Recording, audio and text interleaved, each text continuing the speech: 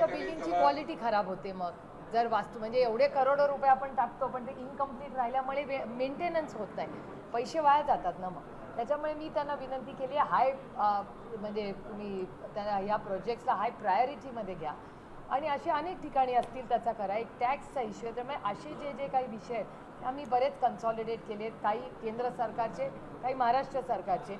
आणि हा पाण्याचा पण जो इरिगेशन खाता आणि PMCमध्ये ही जे अंतर आलेलं आहे, मी आजच माननीय मुख्यमंत्र्यांना पत्र लिहिणार आहे की याच्यात माननीय मुख्यमंत्र्यांनी तातडीने इंटरव्हेन्शन करणं गरजेचं आहे. त्यांनी लक्ष घातलं पाहिजे आणि याच्यातून, कारण का इरिगेशन खातं आणि कॉर्पोरेशन हे एकाच सरकारमधले दोन भाग आहेत, त्याच्यातून मार्ग काढलाच पाहिजे.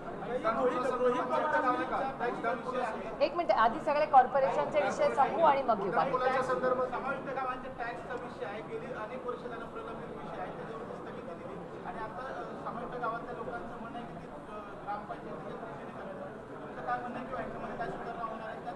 ती स्थगिती आमच्याच आंदोलनामुळे झाली ना, आम्हीच आंदोलनं केली म्हणून स्थगिती झाली.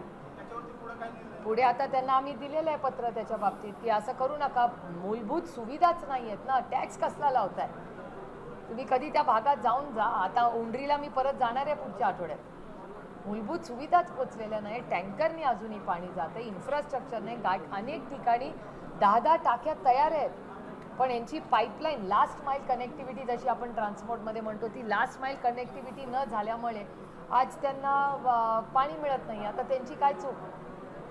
हे प्रशासनाने केलं पाहिजे ना. तर ह्याचा फॉलोअप करण्यासाठी आपल्याला सगळ्यांनाच माहिती, आपल्या सगळ्यांची याच वास्तूमध्ये दर 2-3 महिन्यांनी भेट होतेच.